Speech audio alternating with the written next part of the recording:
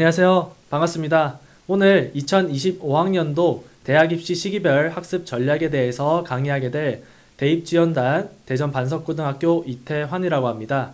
여러분들 오늘 가르쳐 드릴 강의 주제는 대입 전형과 같은 어려운 딱딱한 주제가 아니라 여러분들이 실제 이 달에는 이 시기에는 어떤 것들을 준비해야 하고 어떤 일정들이 있는지를 알려드리는 조금 친숙한 주제로 준비를 해봤으니까요. 편하게 강의를 들어주시면 좋을 것 같습니다. 자, 그러면은 바로 강의 시작해 보도록 하겠습니다.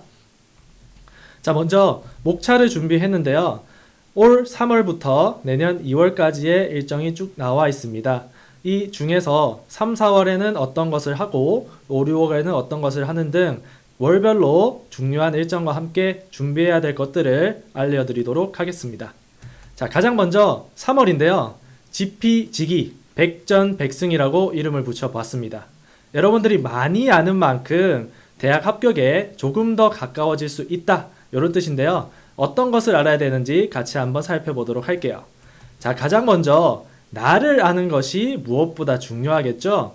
나의 성적과 학교생활 기록부로 나를 분석하는 것이 무엇보다 중요하다고 할 수가 있겠습니다. 자, 우선 여러분들 3월 지금 다 지나갔을 텐데 혹시라도 지금 설명해드리는 것들이 안 돼 있다면 그런 것들을 지금이라도 준비해도 늦지 않으니까요. 같이 한번 보도록 하겠습니다. 우선 여러분들 내신 성적과 모의고사 성적을 확인하게 됩니다. 2학년 때까지의 내신 성적과 3월 모의고사, 3월 전국연합학력평가를 통해서 여러분들의 실력을 확인했죠? 그래서 내신 성적과 모의고사 성적으로 여러분들이 갈 수 있는 대학은 어떻게 되는지를 확인하게 될 것이고, 그리고 내가 가고자 하는, 가고 싶은 대학교의 성적은 어느 정도 되는지를 또 확인을 해볼 필요가 있겠죠? 그래서 그 간극을 좁히는 것이 올해 여러분들이 할 일이다 라고 말씀드릴 수가 있겠습니다. 그리고 여러분들이 내신 성적과 모의고사 성적을 비교해서 내가 수시로 가는 것이 좋을지 정시로 가는 것이 좋을지를 판단하는 것도 무엇보다 중요하겠죠. 하지만 결론만 하나 말씀드리자면 재학생은 수시가 절대적으로 유리하다라는 점도 말씀드릴 수가 있겠습니다. 자, 다음으로 내가 학교생활 기록부를 확인해야 된다라고 말씀드릴 수가 있는데요. 우측에 서울 주요 대학의 전형을 보시면 정시 전형도 40%를 선발하고 있지만 학생부 종합 전형이 굉장히 많은 부분 선발하고 있는 것을 확인하실 수가 있고, 밑에 충청권 주요 6개 대학의 경우에도 학생부 교과 전형뿐만 아니라 종합 전형도 굉장히 큰 비율로 선발하고 있는 것을 확인하실 수가 있습니다. 자, 그렇다면 학생부 종합 전형을 어떻게 준비를 해야 되냐? 바로 학교생활 기록부를 준비하는 거겠죠. 학교생활 기록부를 확인해서 여러분들의 강점은 무엇이고 단점은 무엇인지를 찾은 다음에 3학년 때 강점은 살려서 나의 특징으로 보여주고, 그리고 단점은 보완하는 형태로 여러분들의 진로와 활동 방향을 설정한다면 조금 더 풍성한 학교생활 기록부가 되지 않을까라고 생각을 합니다. 자, 3월에 여러분들이 꼭 해야 될 것을 제가 준비를 해 보았는데요. 먼저 공동교육과정을 신청한다 라는 것을 들 수가 있겠습니다. 최근에는 교육과정 이수 여부가 굉장히 중요한 평가 요소로 반영이 되면서 내가 학교에서 반영되어 있지 않는, 개설되어 있지 않는 과목을 공동교육과정을 통해서 신청을 한다면 굉장히 큰 점수를 받을 수가 있다라는 거죠. 내가 예를 들어서 공학개혁을 희망하는 학생이라면 물리학 1뿐만 아니라 2, 그리고 고급 물리학까지 공동교육과정으로 신청한다면 여러분들의 학업적인 태도나 적극적인 모습을 굉장히 좋은 평가를 받을 수가 있다라는 것입니다.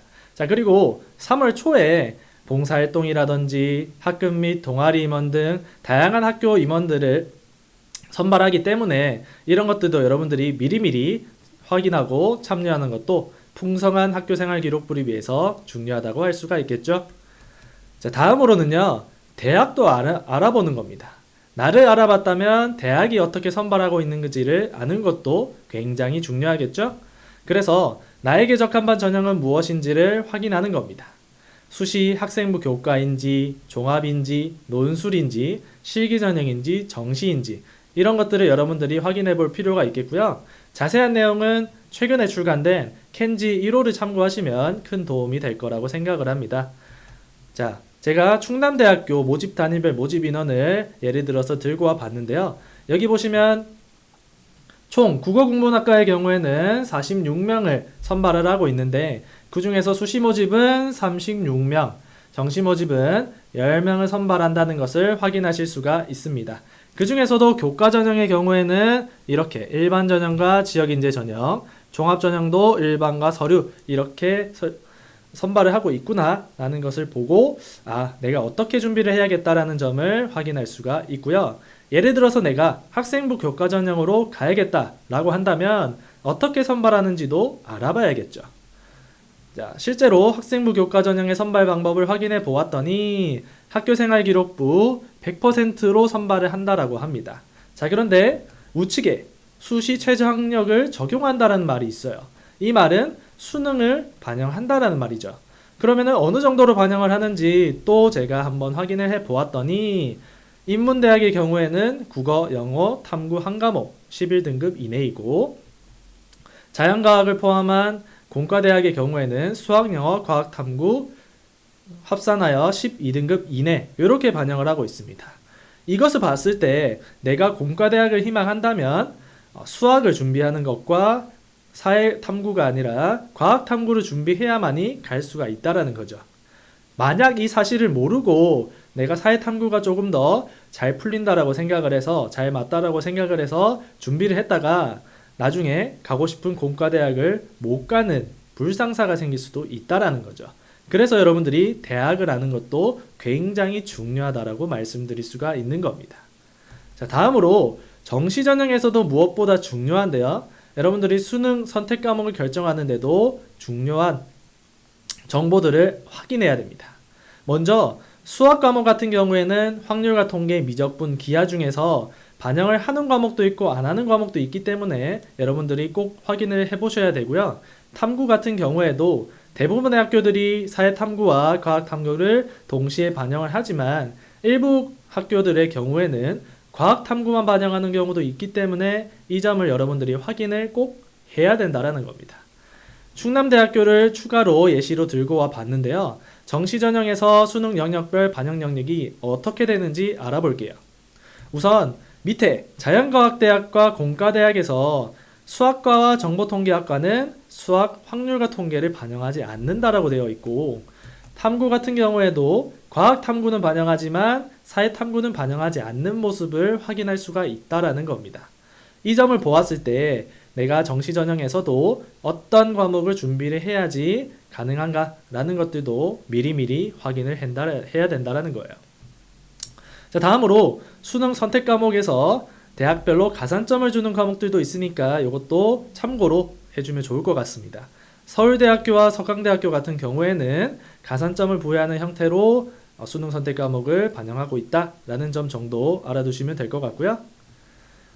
자, 세 번째는 일정에 맞는 학습 계획을 수립하는 것이 중요합니다. 제가 1학기 주요 일정과 2학기 주요 일정을 가지고 와봤는데요. 3월을 포함해서 중간중간 모의고사가 계획이 되어 있고 6월과 9월 그리고 대학 수학 능력 시험까지 언제 우리가 보게 되는지가 나와 있습니다. 뿐만 아니라 9월 9일에서 13일까지 수시 모집 원서 접수가 계획이 되어 있고요. 12월 31일에서 1월 3일까지는 정시 모집 원서 접수가 계획이 되어 있습니다. 그래서 이 일정에 맞추어서 여러분들이 어떻게 준비를 해야 되는지 같이 한번 알아보도록 하겠습니다. 자, 두 번째 주제는요. 내실 있는 학교 생활로 주제를 지어 봤는데요. 4월, 5월에 해당하는 겁니다. 자, 가장 먼저 이 시기에는 여러분들 중간고사를 열심히 준비하는 게 가장 중요한 시기예요. 이거를 전형별로 왜 중요한지 설명해 보도록 할 건데요. 가장 먼저 학생부 교과 전형입니다. 2025학년도 대입 전형 중에서 수시 모집의 비율이 79%나 되고 그 중에서도 학생부 교과 전형은 상당 부분을 차지하고 있어요. 그러니까 학생부 교과 전형에서는 내신이 이선 절대적이다라고 말씀드릴 수가 있겠죠. 그런데 이렇게 얘기하는 친구들도 있어요. 저는 내신이 6등급이라 수시로는 못 갈 것 같아요. 이렇게 얘기하는 친구들도 있는데요. 천만의 말씀이에요. 전교과를 반영했을 때는 여러분들이 6등급일 수 있지만 실제 많은 대학들이 교과별 상위 과목을 반영하는 학교들이 굉장히 많다라는 거예요. 내가 잘했던 과목들만 뽑아서 반영을 한다면 여러분들의 내신 성적은 충분히 상승이 될 수가 있다라는 겁니다. 뿐만 아니라 진로 선택 과목도 반영되는 학교들이 굉장히 많기 때문에 이것까지 여러분들이 준비를 한다면 성적 상승이 충분히 될 수 있다라는 거죠. 예를 들어서 한번 보도록 하겠습니다. 한밭대학교 학교생활기록부 반영 방법을 살펴보았더니 일반 교과의 경우 국어, 수학, 영어 교과별 상위 3과목이고 사회과학도 상위 4과목 총 13과목을 반영하게 되고요. 진로 선택 과목도 상위 3과목을 반영한다라는 거죠. 이것을 보더라도 상위 과목만 반영하니 여러분들의 성적 상승도 충분히 있을 수 있다라는 것이고요. 뿐만 아니라 충남대학교에서는 학교생활기록부에서 일반적으로 전교과를 반영하는 것처럼 보이지만 진로 선택 과목을 학생 비율 관계없이 A 성취도를 받았을 경우에는 또 1등급을 부여한다라고 해요. 이런 것들을 보았을 때 여러분들 3학년 때 열심히 하면 3학년 때 잘했던 과목들을 상위 교과가 되고 그런 것들이 환산 내신 점수가 된다면 큰 상승이 될 수 있다는 거예요. 그래서 포기하지 말고 열심히 3학년 때만 노력을 해도 충분히 좋은 점수를 받을 수가 있다라고 정리해 볼 수가 있겠습니다. 자, 다음으로 학생부 종합전형에서도 당연히 중요하겠죠? 특히나 학생부 종합전형은 정성평가를 하기 때문에 1, 2학년 때 성적보다 3학년 때의 성적을 잘 받는 것이 무엇보다 중요하다고 할 수가 있겠고요. 특히나 희망학과와 관련된 과목은 더욱더 중요하게 보기 때문에 조금 더 신경 써서 준비해야 된다라고 말씀드릴 수가 있겠습니다. 내가 예를 들어서 공학 계열을 희망하는 학생이라면 수학과 과학 과목을 조금 더 열심히 준비해야 좋은 평가를 받을 수가 있겠죠? 자, 다음으로 진로 선택 과목의 원점수를 높게 받는 것도 굉장히 중요하다라는 겁니다. 진로 선택 과목은 등급이 안 나오고 성취도로만 나오는데 여러분들의 원점수는 확인할 수가 있어요. 그래서 예를 들어서 82점에서 성취도 A를 받은 학생과 97점에서 성취도 받은 학생 중에서 97점으로 성취도 A를 받은 학생이 당연히 훨씬 더 높은 점수를 받겠죠? 이런 것들도 고려해서 모든 과목에 최선을 다해야 된다는 점 명심하기 바랍니다. 자, 다음으로 정시전형인데요. 중간고사는 학교 내신인데 웬 정시전형이라고 생각을 할 수가 있는데 정시전형에서도 학생부를 반영하는 대학들이 늘어나고 있다는 거예요. 현재는 서울대학교와 고려대학교 같은 경우에 반영을 하고 있지만 추후에 더 많은 대학들이 반영이 될 수도 있기 때문에 이 점을 알아두시면 좋을 것 같습니다. 자, 다음으로 이 시기에 해야 될 것 중 두 번째는 학교생활 기록부를 준비하는 겁니다. 가장 먼저 학교생활 기록부에서 최근에 가장 중요하게 다뤄지는 것이 교과 세특입니다.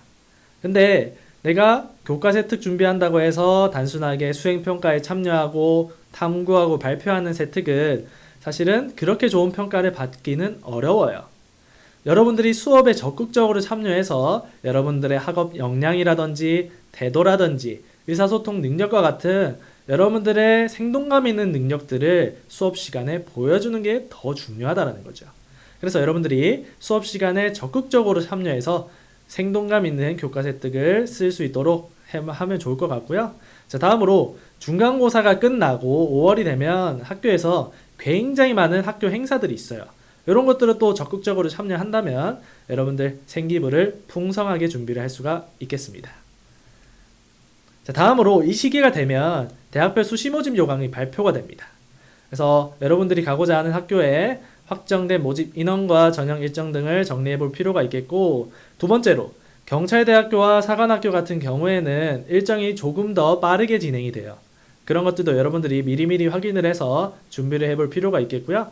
자, 다음으로 논술 전형 같은 경우에도 대학 홈페이지에 대학별 선행학습 영향평가 보고서를 보시면 기출문제와 출제 의도, 채점 기준 등이 명확히 나와 있으니까 이런 것들을 참고하셔서 준비를 하시는 게 좋을 것 같습니다.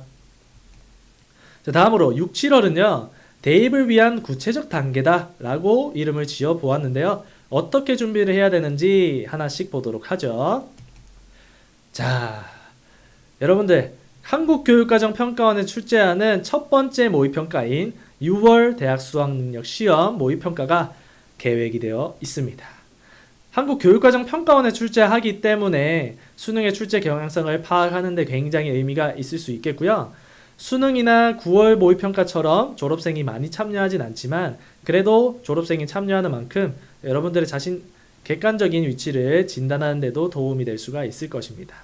그리고 6월 모의평가를 통해서 좋은 결과를 얻는 것도 필요하겠지만 내가 지금까지 공부했던 방향이 맞는지, 내가 공부했던 것들이 잘 맞는지 아니면은 잘못된 방향인지를 수정해서 학습 방향을 정하는 것도 필요하겠고요.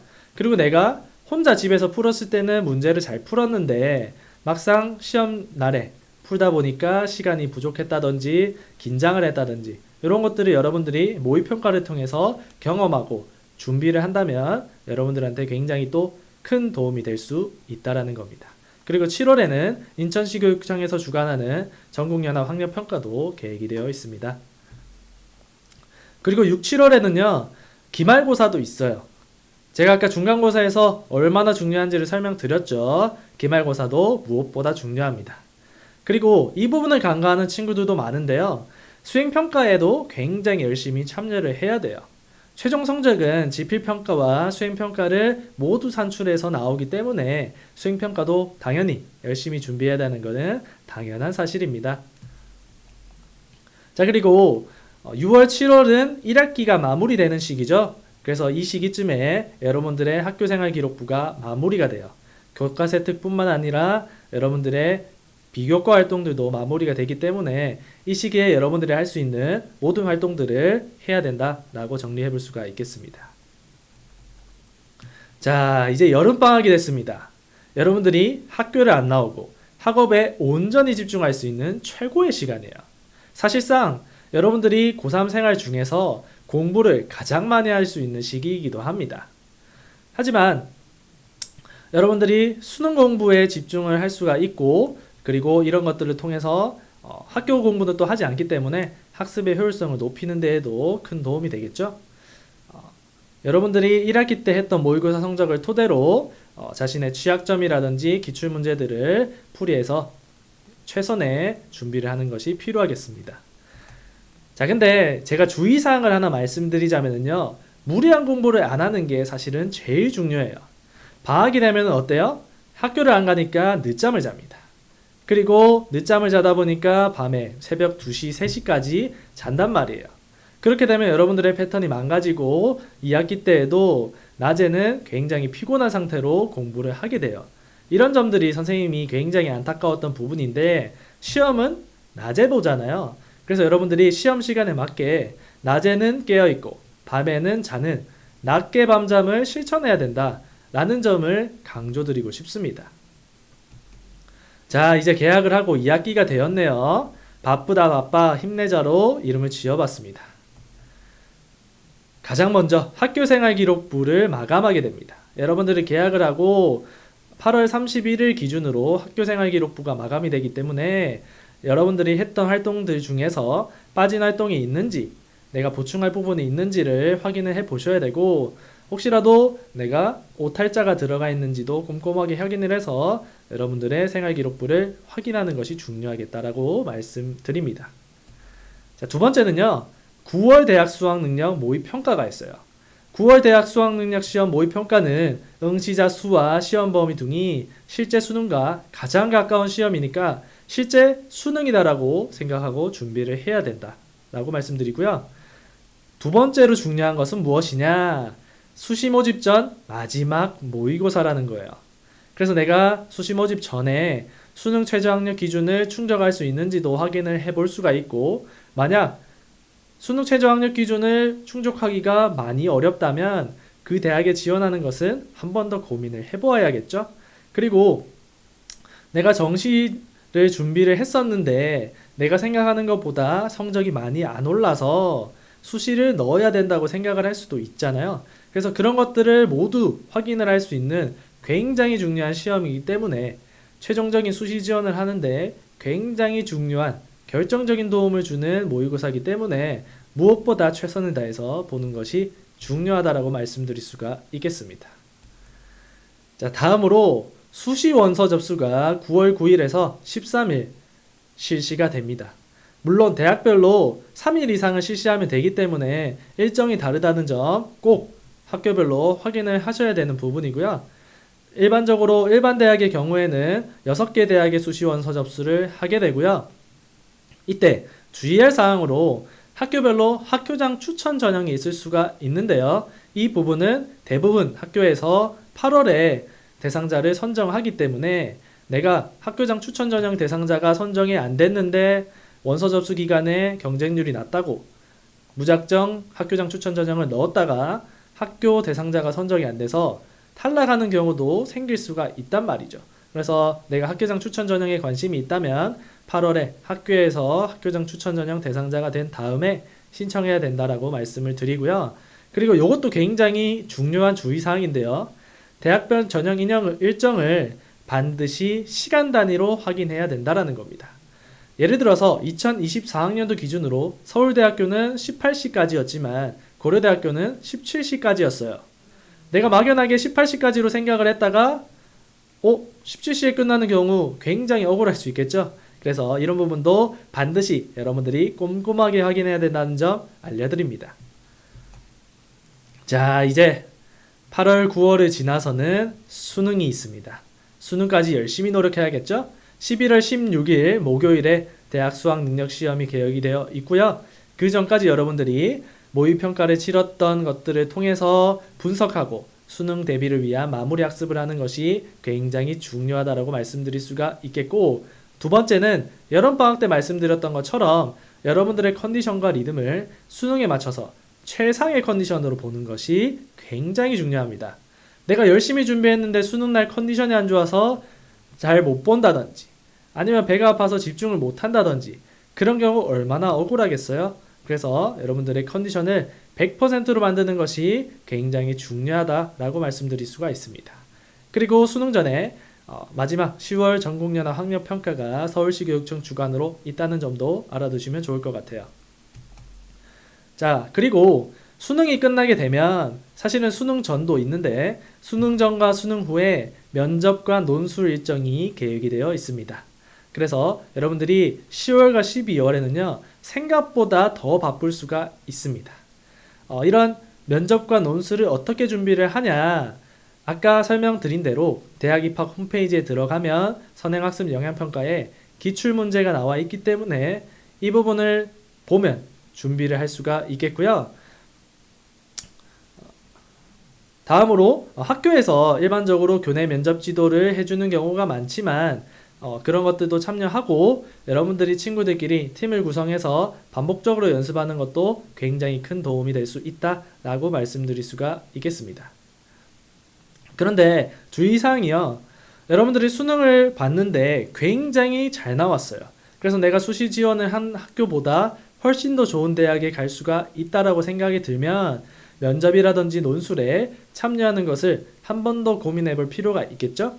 그래서 이런 부분들도 잘 고려를 해서 여러분들의 면접과 논술을 준비를 하는 것이 좋겠다라고 말씀드릴 수가 있겠습니다. 자, 마지막인데요. 수능 이후에 여러분들 수능 성적 통지일이 12월 6일로 계획이 되어 있어요.